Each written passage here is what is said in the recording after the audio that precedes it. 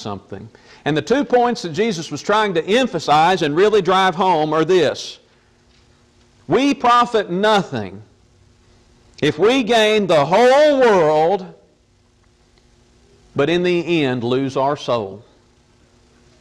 We profit nothing. And there is nothing of this earthly life that is so valuable, so priceless, so rare, that you would be wise to exchange your soul to get it. There's no bank account so big. There's no diamond ring so sparkling and beautiful. There's no sports car so fast and luxurious that you would be wise to exchange your soul to get it. So what is Jesus teaching us in Matthew chapter 16? He's teaching us the value of our souls, isn't He? And He's teaching us the value of the souls of the people around us.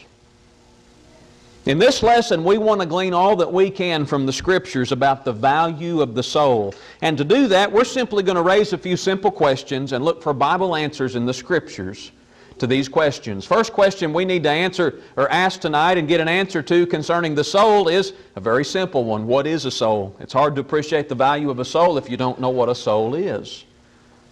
We're going to get a Bible answer to this simple question. What is a soul? What makes my soul and your soul so valuable? You know, the Bible tells us several things that makes our souls valuable in the sight of God. Should we be concerned about losing our soul? We've got this possession that's so valuable, it's more valuable than our money, our jewelry, our automobiles. Should we be concerned about losing it? And then the last question, how do we safeguard our soul? How do we protect it and guard it and make sure it's safeguarded for all eternity? These are the questions we're going to raise, and these are the questions that we're going to look to the Bible to get answers. Let's start with that first question. What is a soul?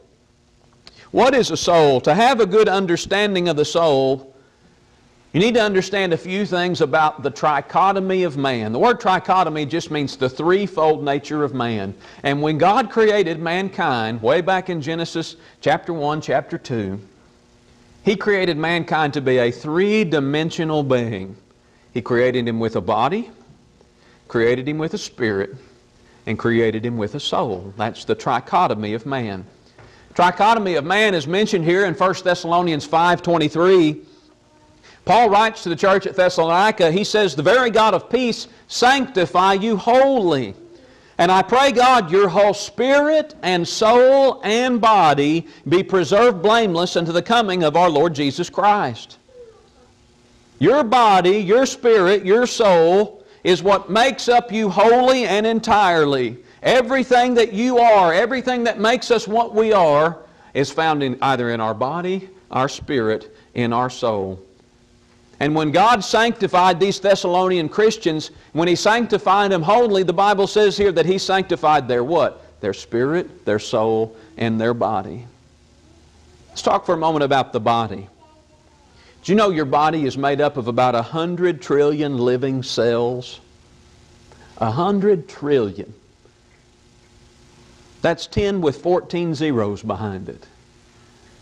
Itty bitty tiny living cells. And if we had a microscope, a really powerful microscope, we could look at every single one of those cells in your body under a microscope and we could see it.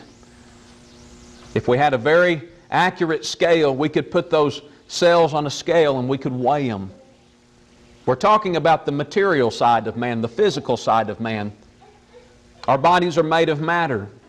The matter forms these cells that make our bodies, and the human body is truly amazing. When God created the human body, He created something that man will never be able to create anything comparable to it. I realize that we've got a lot of technology today, advanced technology. We'll never be able to do anything close to creating a human body in the same way that God did. Creation of the body, we read about it in Genesis 2:7. The Bible says, "The Lord God formed man of the dust of the ground," made his physical body right there, formed him out of dirt. You know, it's amazing. You go out here to a dirt pile and you can find every single element that we have in our bodies. Isn't that amazing? Because that's what we were created from. God took a pile of dirt and He rearranged it down to the very molecular structure and created our bodies out of all those living cells. The Lord God formed man of the dust of the ground. He created the material side of man, his body. Then it says He breathed into his nostrils the breath of life, and man became a living soul. So the material side of man was formed of the dust of the ground. Our bodies are the outermost part of our existence. But you know and I know that the body by itself is really nothing more than a lifeless handful of dust without a spirit. James 2:26 says, "For the body without the spirit is dead." Adam wasn't alive until God breathed into his nostrils that breath of life. You know what God did there? He gave him a spirit within him. He gave him a spirit at the very center of his being to animate him, to quicken him, to make him alive. It's the spirit that we all have within us that makes these material bodies alive. The spirit is not like the body. The body is material. It's made of matter. The spirit is immaterial. It's an immaterial, life-giving force that God has placed inside each and every one of us. The body is the outermost part of our existence, while the spirit is the innermost part of our existence. The spirit was given to mankind when God breathed it into Adam, there in Genesis chapter 2, verse 7. Job talked about the spirit giving life. In Job 33:4, it says, "The Spirit of God hath made me, the breath of the Almighty hath given me life." Okay, so we know we got a body. We see it every time we look in the mirror. We know we've got a spirit. We've got to have something deep within us that makes us alive. Can't see it. Can't touch it. Can't put it under a scale and weigh it. Can't see it under a microscope. But we know it's still there because without it we're dead. What about the soul? What about the soul? I submit to you tonight that the soul is like the spirit in that it's immaterial. It's an immaterial interface between man's inner spirit and his outer body. The soul, I believe, is right there in the middle. It's the center of your thoughts, your desires, your emotions, your personality. It's your inner man. It's your inner person. It's who you really are. It all emanates and comes from your soul, your imagination, your affections, your memory, your reason, your consciousness all emanate from your soul. Memory, imagination, those are immaterial things. You know, scientists will try to tell us that all those are simply a product of complex chemical equations or chemical reactions that go on in our brain, but there's more to it than that. You can't write a chemical reaction for consciousness. Scientists never have, they never will be able to, because that's something that's spiritual. It's spiritual. Our ability to reason, to have memory, to have affections. No, these are things that aren't material. These are immaterial things that emanate from our immaterial soul that we have, sandwiched right there between our inner spirit and our outer body. We have that soul, that inner person. I wish more than anything that I could show you a soul tonight. I'm a very visual learner. You know, show it to me and I can maybe understand it. I can't show you a soul tonight. Wish I could. Wish I could just show it all to you. It'd be a lot easier for me to understand if I could. One thing I can do for you tonight is show you a simple illustration that maybe in some way will help you understand how the body, the spirit, and the soul all work together. It's hard for us to wrap our minds around the relationship between body, soul, and spirit, but hey, we all understand this, don't we? We've all seen this. It's an apple. This is very simple. The 3 parts of this apple are a lot like the 3 parts of man. We've got the skin on the outside of that apple, and that's comparable to man's outer body. You know, you set an apple on the table and you look at it, you recognize what it is right away, but you can only know so much about an apple by just looking at it from the outside. There's a lot more to an apple than just what you see there as it sits on the table. And there's a lot more to you and to me than just what we see on the outside. There's a lot more to us than just our body, our physical body. So in some way, the outermost part of our existence, our body, is a lot like the outermost part of this apple, the skin of the apple. The seeds at the very core of the apple are sort of like man's inner spirit. You know, the life force of all plants is packaged up in little tiny seeds, isn't it? And this apple right here owes its life to some little seed that fell in the ground somewhere and sprouted up and grew an apple tree and produced that fruit. And what's amazing, and God set it up to be this way in Genesis chapter 1, that fruit carries with it a seed that's virtually identical to the one that it came from. And that's how plant life propagates, right? The life force of plants is packaged up in these tiny little seeds. This apple owes its life to a seed, and we owe our lives to the Spirit that God placed in mankind and creation, which has been handed down to us. The innermost part, the life-giving part of this apple is there in the seeds, and that's comparable to man's inner spirit, the life-giving force that each of us have within us. Now the meat of this apple, the flesh, the fruit of the apple, that's the good stuff, right? That's comparable to man's soul. The fruit of this apple is truly what makes it what it is, just like your soul is truly what makes you who you are. This apple has a unique taste, it has a unique texture, a unique flavor, and all that comes from the fruit of the apple, just like your individual thoughts, your desires, your individual emotions, your personality, all those things come from your soul.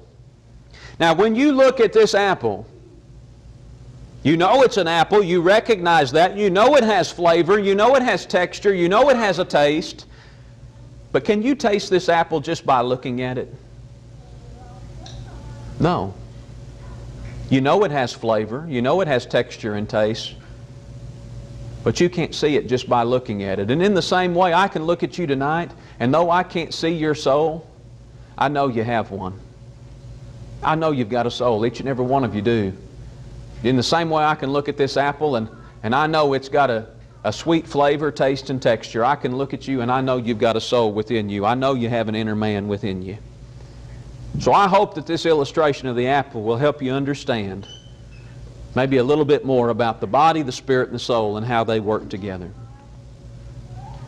Now that we know a little bit more about the soul, what makes our soul so valuable? First thing that makes your soul so valuable is it was created in the image of God. And that makes your soul incredibly valuable. Genesis 1:26, and God said, let us make man in our image, after our likeness. He went on to say, let him have dominion over all the fish, all the cattle, all the animals, okay? Verse 27, so God created man in His own image. In the image of God created He him, male and female created He them. God created your soul, God created Adam and Eve's soul in His own image after His own likeness. You stop and think about that. That makes the soul incredibly valuable. And let me illustrate that to you. When you go to Walmart and you buy your Cheerios, you have two options to consider. You go down the cereal aisle, you get to the Cheerios, you have two choices. Number one, you have the General Mills brand name big yellow box of Cheerios, all right? We all recognize that. We all know that. You also have the generic Great Value brand Cheerios right there beside the big yellow box of Cheerios. Those are your two options. And I'm going to tell you something. Both boxes of Cheerios are made from virtually the same ingredients. And both boxes of Cheerios taste virtually the same. I've tried them both. But you know something? That big yellow box of Cheerios right there is going to cost you about $1 more than that white box of Great Value Cheerios. Why is that? It's the same stuff. It's the same stuff. Why does the yellow box cost $1 more than the white box? You know why it is. It has everything to do with the image factor. It has everything to do with image. The Cheerios image, that brand, in that easily recognizable big yellow box, has carved out its own special place in our culture, hasn't it? It's been that way for a long time. And people are willing to pay $1 more for that yellow box just so when they go through the checkout line, they can have a feeling in their heart that says, you know, hey, these are the real Cheerios. These are the real Cheerios. Yeah. They pay that extra $1 just for the image. Just for the image, the brand that says, these are the real Cheerios. And you know what? General Mills, the maker of these Cheerios, they know this.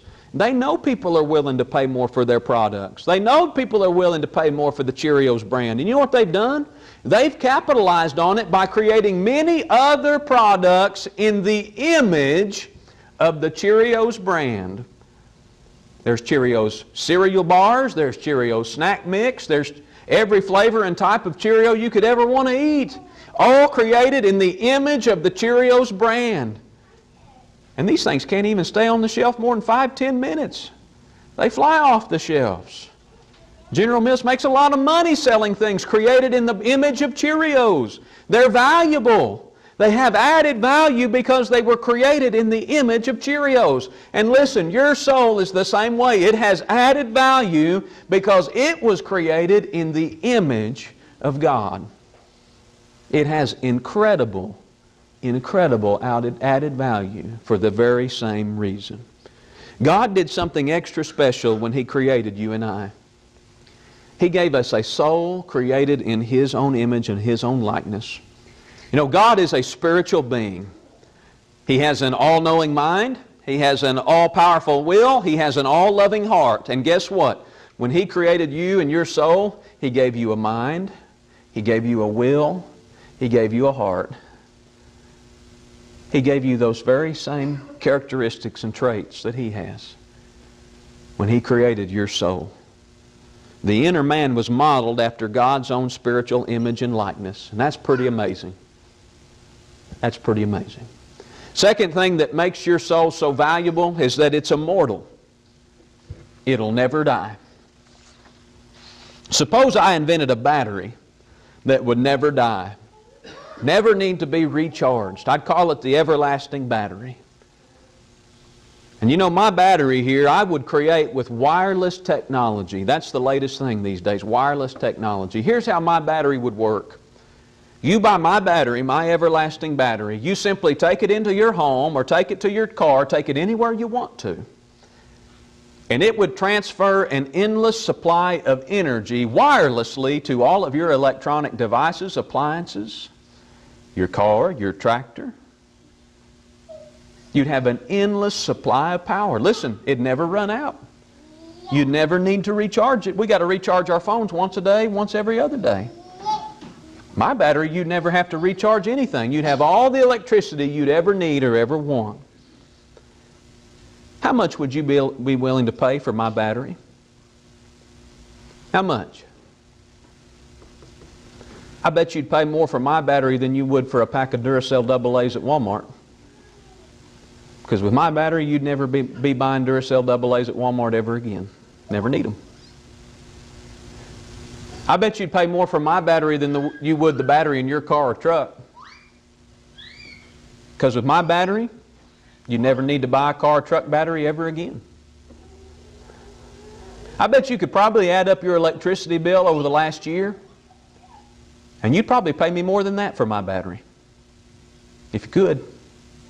Because with my battery, you'd never pay another electricity bill again. A battery like this that would never die would be very valuable, wouldn't it? Very valuable. Your soul is valuable for the same reason. It'll never die. It'll never die. What happens when we die? Solomon in Ecclesiastes 12 speaks of death. He speaks of it metaphorically.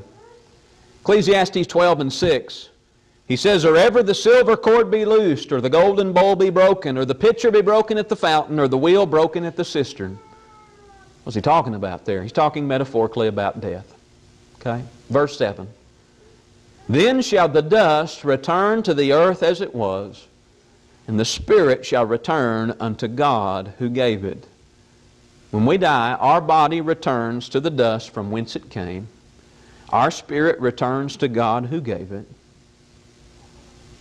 What about the soul? What about the soul? I'm here to tell you tonight, the soul lives on. Your soul will live on after death. It'll either live on in a place of comfort or it'll live on in a place of torment, according to what we read about from the teaching of Jesus in Luke chapter 16.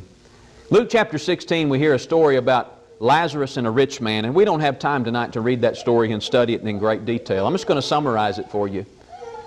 Jesus tells a story about a rich man who fared sumptuously. He had everything he ever needed, ever wanted. He lived the good life. And there was a poor, sick, dirty man named Lazarus who was laid at his gate full of sores. And he was hungry. And he just desired to eat the food that fell from the rich man's table. The Bible says dogs came and licked his sores. He was a poor man. He was a sick man, this Lazarus. Well, Jesus goes on to say that both men died. Both men died. Lazarus died. The rich man died. And the righteous soul of Lazarus lived on in comfort. The wicked soul of the rich man lived on in a place of torment. Both their bodies went back to the dust. Both their spirits returned to God who gave it. But their souls lived on. Lazarus in a place of comfort, the rich man in a place of torment. And listen, your soul is valuable because it's that part of you that's going to live on forever. At the resurrection day, in the day of judgment, your soul is either going to live on in the torments of hell or in the comforts of heaven for all eternity. It's all you're going to have left, isn't it? It's all you're going to have left on that final judgment day, your soul. All our earthly possessions are either going to waste away with time or be burned up on that last day. The Bible talks about it here in 2 Peter 3 and 10. It says, "But the day of the Lord will come as a thief in the night, in which the heavens shall pass away with a great noise, the elements shall melt with fervent heat, the earth also and the works that are therein shall be burned up." See, when your house, your car, your money, when all your earthly possessions are burned up, the only thing you're going to have left is your soul. Your soul. And that's what makes it incredibly valuable. Third thing that makes your soul so valuable is that Jesus Christ came and He died to save it. And that makes every soul here tonight immensely valuable. The Bible says in Romans 5 and 6, "For when we were yet without strength, in due time Christ died for the ungodly." It says, "For scarcely for a righteous man will one die, yet peradventure for a good man some would even dare to die. But God commendeth His love toward us, in that while we were yet sinners, Christ died for us." Listen, friend, I want to tell you something. Before you were born, long before you were born, the Son of God looked forward in time and He saw your soul. And He saw something so valuable. He said, "You know what? I'm going to leave the throne room of God. I'm going to leave the splendors of heaven and I'm going to go down to earth. I'm going to go down to that poor and pitiful place they call earth. The place of sickness, sorrow, disease, and death. I'm going to go down there and I'm going to live the life of a man. I'm going to live a life unlike any other. I'm going to live a perfect life, a sinless life. And I'm going to willingly take that life and give it up on the cross as a sacrifice for that soul. I'm going to take the beatings. I'm going to take the spit in the face. I'm going to take the crown of thorns. I'm going to take the scourging. I'm going to take the nails in my hands and the nails in my feet. And I'm going to die for that soul for a chance that I might be able to keep it out of hell fire forever. Don't sit here tonight and think that your soul isn't valuable. Jesus wouldn't have done what He did for you. He wouldn't have died for you if your soul wasn't incredibly valuable in His sight. Your soul is as valuable as His death was painful and torturous. Just stop and think about everything Jesus went through to save your soul, and you'll start to see. You'll start to see how valuable your soul is in the eyes of God. Should we be concerned about losing this precious possession? Absolutely. Yes, we should. It is possible. You can lose your soul for all eternity. It's something that should concern us greatly. I want to show you a picture. I come home from work a few years back, went to wash my hands before supper, and I looked down on the bathroom sink, and this is what I saw. Now, some of you might not be able to see that. I'm going to highlight a part of that picture there. You know what that is? In that red blinking circle? That's my wife's engagement ring. She hates it every time I show this picture. That's my wife's engagement ring. Right there on the very edge of that sink. Just a few centimeters of being lost down that drain forever. I looked down and I saw that and it scared me. I know how valuable that ring was. I know how much I paid for it about 12 years ago. It's valuable. I know it. You know what I did when I saw that? I grabbed that ring up. I went and took it and put it somewhere safe so it wouldn't be lost like this. I'd hate to see it lost down that drain forever, something so valuable. And how tragic would it be for something as valuable as our souls to be lost forever? Oh yes, it's a very real possibility. Jesus warned about it back in Matthew 16 where we started the lesson tonight, didn't He? What does a man profit if he shall gain the whole world and lose his own soul? Yes, you can lose your soul. What a tragedy that would be to lose something so valuable. Even Paul, the great gospel preacher himself, understood that he could even lose his soul. He could lose his soul. And if Paul was concerned about losing his soul, let me tell you, James better be concerned about losing his. Over in 1 Corinthians chapter 9, 1 Corinthians 9:24, Paul says, Know ye not that they which run in a race run all, but one receiveth the prize? He says, So run that ye may obtain. And every man that striveth for the mastery is temperate in all things. Now they do it to obtain a corruptible crown, but we an incorruptible. He's talking about those who run in earthly races and earthly athletic contests, how they train and how they run hard to receive the trophy, to receive the gold medal or whatever it might be. And he's telling the Christians at Corinth to run their spiritual race, to run the Christian race in the same way, right? Okay. He says in verse 26, I therefore so run, not as uncertainly, so fight I, not as one that beateth the air, but I keep under my body and bring it into subjection, lest that by any means, he says, when I have preached to others, I myself should be a castaway.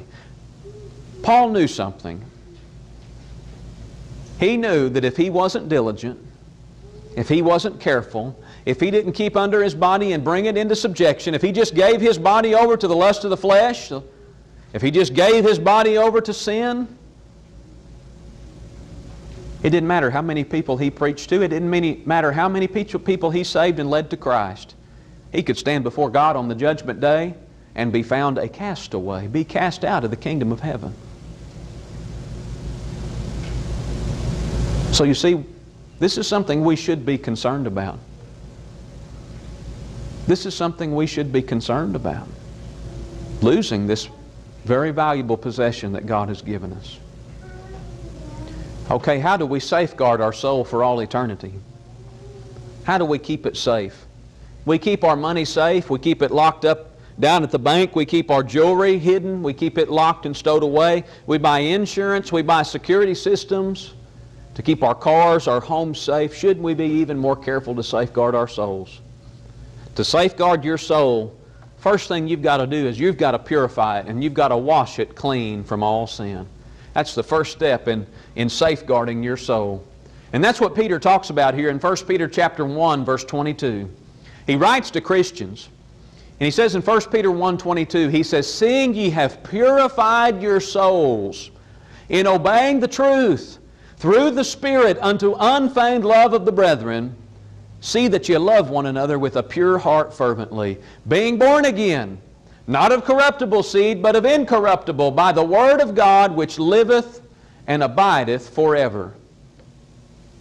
He's talking to those who had purified their souls. And he gives us two clues here as to exactly how we purify our souls. Number one, he says, Seeing ye have purified your souls in obeying the truth. They obeyed some truth to have their soul purified, didn't they? What truth did they obey?